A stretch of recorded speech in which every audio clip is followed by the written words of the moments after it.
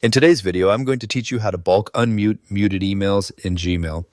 Fix today here, let's begin. First, go to the Gmail website and make sure you're already logged into your account.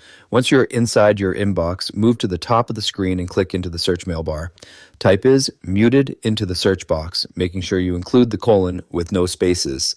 Press enter on your keyboard to run the search. Gmail will now display all conversations that are currently muted in your account.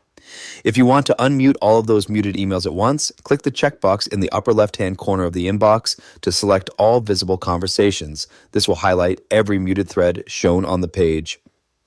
After selecting them, go to the top horizontal toolbar and click the More icon, which appears as 3 vertical dots. From the drop-down menu, click Unmute.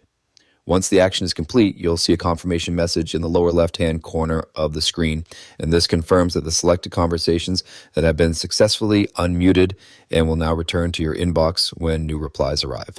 There you have it. You can try it now and quickly restore all muted conversations in bulk. If you found this useful, subscribe for more clear tutorials, and I'll see you in the next video. Congratulations.